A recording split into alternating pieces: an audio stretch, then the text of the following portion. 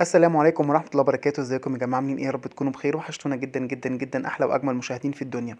قبل اي حاجة طبعا احب اشكر كل الناس اللي دخلوا جداد عندنا في القناة وشرفونا باشتراكاتهم الجميلة اللي دايما بتسعد قلوبنا، ويا رب دايما كده نكون عند حسن ظن حضراتكم وقد الثقة الغالية اللي انتوا بتدوها لنا. بحب افكر حضراتكم ان احنا دايما بنستنى منكم الدعم باللايك والاشتراك في القناه وتفعيل زر الجرس عشان يجيلكم كل جديد من فيديوهاتنا. وكمان بنتمنى منكم تكتبوا لنا في كومنتاتكم الجميله ارائكم اللي بتسعد قلوبنا في الوصفات اللي احنا بننزلها عندنا على القناه. وكمان لو تقترحوا علينا اسامي وصفات جديده نقدر نطبقها سوا مع بعض بطريقه سهله وبسيطه وفي متناول الجميع باذن الله.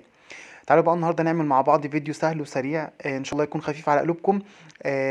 تقريبا يعني ممكن كل الناس تقدر تعمله. يلا بينا نصلي على رسولنا الكريم ونقول بسم الله ونشوف النهارده هنعمل ايه. النهارده مع بعض هنعمل بانيه الفراخ، وكمان هنعمل معاه مكرونه اسباجيتي بطريقه سهله وبسيطه وسريعه، وان شاء الله تكون مش تاخد مننا وقت كتير ولا مجهود باذن الله. معانا طبعا النهارده بانيه. طبعا كنا عارفين بانيه بنجيبه من عند بتاع الفراخ، بنغسله كويس جدا ونحطه في محلول النقع اللي احنا عارفينه، اللي هو عباره عن لتر من الميه معاهم معلقه كبيره من الملح، معلقه كبيره من السكر، وعليهم عصره ليمون، ونسيبهم من نص ساعه لساعه. وبعد كده بنغسل البانيه من الميه دي كلها ونحط عليه عصره ليمونه ونسيبه بعصره الليمون بتاعته، بيديه طعم حلو جدا ومزازه حلوه جدا. جبت عندي بقى زي ما انتم شايفين كده في طبق، حطيت فيه كوبايه من الدقيق، كوبايه من اللبن انا اسف، ومعاهم معلقتين كبار من الدقيق ومعلقه كبيره من النشا، بس ممسوحه يعني مش مليانه على الاخر. وحطيت معاهم كيس مشويات، توابل مشويات من ماجي. وكمان حطيت معاهم كركم وقلبت كويس جدا. وزي ما انتم شفتوا وريتكم القوام بتاعه، مش عايزين يكون لا تقيل قوي ولا خفيف قوي. وبعد كده جبت عندي بقسماط ريتش زي ما حضراتكم شايفين كده، ده من انواع البقسماط اللي صراحة يعني انا بفضلها جدا عن البقسماط السايب. طبعا اللي هو دلوقتي يعتبر نفس السعر، يعني مش غالي ولا حاجة، ده زي السايب من البابريكا. وحطيت ملح وفلفل اسود، وحطيت كمان كركم زي ما حضراتكم شايفين كده. الكركم اللي انا حطيته دوت، حطيته ليه؟ حطيته علشان يديني لون جولد حلو. وفي نفس الوقت الكركم من التوابل الحلوه جدا والمفيده جدا عندنا. طبعا انا بفضل رأيي الشخصي يعني ان احنا نسيب البانيه منقوع من مدة ساعة لساعة ونص في الخليط اللي احنا عملناه ده، اللي هو كان عبارة عن معلقتين من الدقيق، معلقة كبيرة من النشا ممسوحة مش مليانة على الآخر، وكوباية من اللبن، وكيس توابل مشويات من ماجي. وكمان حطينا معاه كركم او كاري الموجود عند حضراتكم. ويا سلام بقى لو في رشة جوز الطيب برضو بيديني طعم حلو جدا. وبعد كده بنبتدي بنسيبه في الخليط دوت مدة لا تقل عن ساعة او نص ساعة. بس انا عشان كنت مستعجل فما سبتوش بصراحة يتنقع. عايز اقول لكم ان هو اداني طعم حلو جدا، قرمشة حلوة جدا، طراوة من جوه بطريقة مش طبيعية. فتخيلوا لو احنا سيبناه كمان ساعة او ساعة ونص في المحلول دوت او في الخليط ده، هيديني طعم احلى واحلى واحلى. وبعد كده جبت هنا عندي البقسماط، عملناه زي ما انا قلت لحضراتكم. وببتدي ان انا اضغط عليه بالطريقه دي. انا في الاول كنت بعمله بالشوكه والمعلقه، وبعد كده لقيت ان هي مش هتظبط خالص، لان السر او السبب الرئيسي ورا ان الناس اللي بتعمل البانيه عندنا والكفر بتاعه يقع واحنا بنقليه، ان احنا ما بنضغطش عليه يا جماعه كويس واحنا بنعمله. ودي خطوه مهمه واساسيه، لازم اضغط على البانيه وانا بتبله، سواء وش او ظهر زي ما حضراتكم شايفين كده. انا باخد عندي وش وظهر وش وظهر، وبعد كده بضغط هنا وبضغط هنا. فدي خطوه اساسيه ولازمه جدا علشان الكفر بتاعنا ما يقعش. كمان اللبن من الحاجات اللي بتديلي طريان بطريقه فظيعه لانسجه الفراخ، الانسجه بتاعت الفراخ بالذات الصدور. انا بفضل ان انتوا لو هتعملوها او هتنقعوها تنقعوها في لبن. بيديني ليها بصراحه، بيديني ليها طراوه من جوه بطريقه فظيعه. طبعا عارفين احنا ان دايما الصدر بتاع الفرخه بيكون تقيل شويه عن الورك، لان كل ما زادت الفرخه في الوزن كل ما الصدر بتاعها بقى اصعب شويه في الهضم. ولذلك احنا لما بنيجي نشتري البانيه بياخدوا صدر الفرخه، ما بياخدوش من الورك ويقطعوا لنا بانيه. لان هو بيبقى الجزء الاكبر في الفرخه. فناخد بالنا من الجزئيه دي، ان احنا لما بنيجي نتبل فيه نحط فيه لبن، مش نحط فيه بصل. دي برضو طريقه صح ان احنا نتبله في بصل وملح وفلفل وجوز الطيب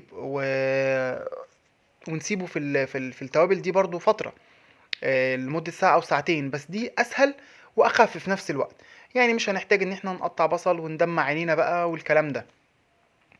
زي ما حضراتكم شايفين كده بعمل الكميه عندي كلها، وانا بشتغل لو لقيت اي كلكعه من الخليط بتاعنا باخدها كده في جنب واشيلها كده. هنا كنت خلصت عندي الكميه كلها زي ما حضراتكم شايفين.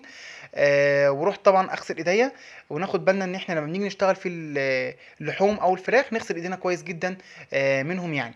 هنا بقى كنت بنضف زي ما حضراتكم شايفين كده مكان ما اشتغلنا، ودي اهم حاجه طبعا ان احنا دايما ننضف حوالينا واحنا بنشتغل. الباقي عندي من البقسماط انا ما حطيتش الكيس كله زي ما انتم شايفين كده علشان ما يترميش زي ما بقول لحضراتكم كده.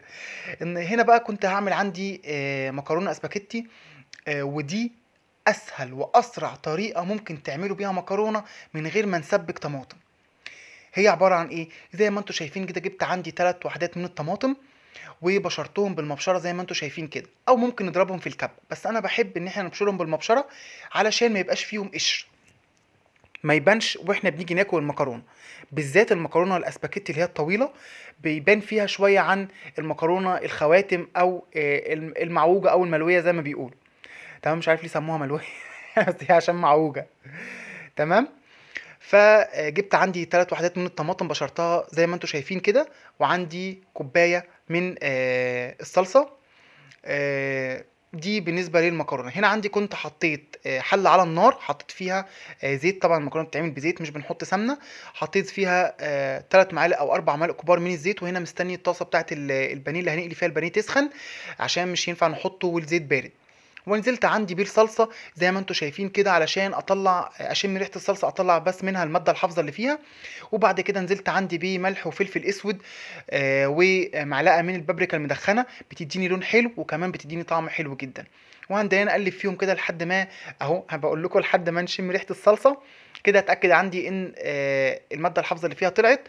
هنا بقى ببتدي انزل بالطماطم وما بستناش عليها كتير، هي مجرد ما تغلي غلوتين مع الصلصه كده خلاص الطماطم عندي تعتبر اتسبكت. طبعا بندوق. هنا انا لقيت الملح عندي محتاج ملح.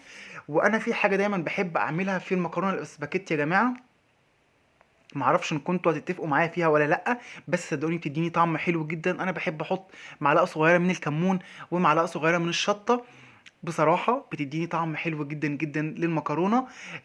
بتحسوا انها يعني جديده وغريبه في نفس الوقت، فجربوها بالطريقه دي ان شاء الله هتعجبكم باذن الله.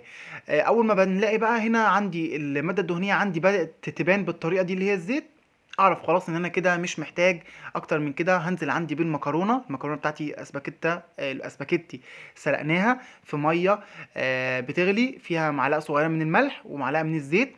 وبعد كده نزلتها من عندي سلقتها بنسبه 70%.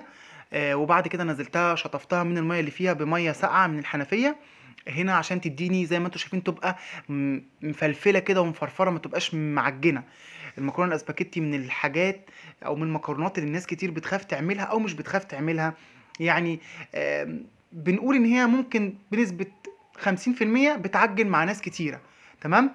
هنا كنت بقول لحضراتكم احنا مش بنقلب خالص في البانيه غير لما بيشد عندي من تحت، يعني ياخد صدمه كده ويكون بدأ يشد، وبعد كده ابتدي ان انا اقلب فيه.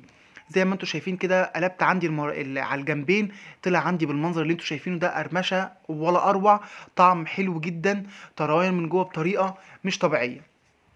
عايز اقول لحضراتكم على حاجه بقى، لما بنيجي نطلع عندنا البانيه ما بنحطوش برضو على مناديل. ليه ما بنحطش على مناديل مطبخ؟ لان المناديل المطبخ اللي عندي هتمتص الزيت بس هتطري لي الكفر بتاع البانيه بتاعي. هنا كنت بقلب زي ما انتم شايفين كده مع بعض، المكرونه بدات عندي خلاص تستوي، هطفي عليها وهكمل عندي باقي البانيه. ونرجع تاني لحته الكفر، بنحطه على ورق يا جماعه، ورق ابيض.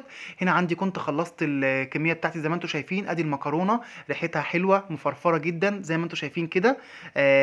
قدمتها في طبق واحد. عندكم عايزين تحطوا بقى في اطباق اللي يريح حضراتكم. شايفين طبعا الدخانه عامله ازاي، ده دليل ان هي نفس المكرونه اللي احنا كنا بنعملها. كانت طعمها حلو جدا، فظيع جدا. جربوا الطريقتين دول هيعجبوكم جدا ان شاء الله، وهيوفروا معاكم في الوقت والجهد. وطبعا لو الفيديو بكم وكان خفيف على قلوبكم ما تنسوناش بالدعم واللايك والاشتراك في القناة، تفعيل زر الجرس عشان يجيلكم كل جديد من فيديوهاتنا. اشوفكم في فيديو جديد، مع السلامة.